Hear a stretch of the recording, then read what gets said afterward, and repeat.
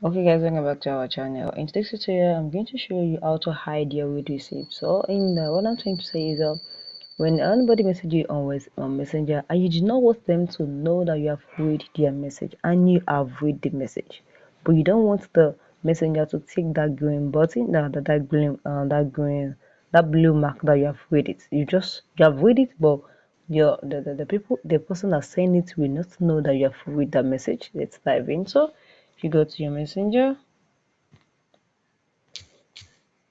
you click on your messenger, and this is it. This is your chat now.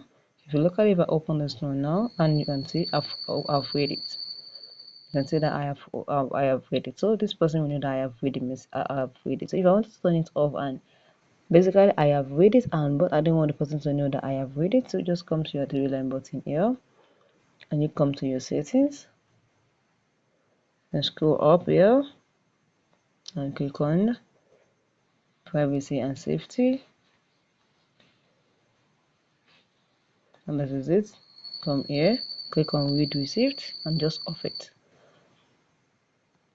So now once you've off it, the people will now know that you have read their message, even though you have read it.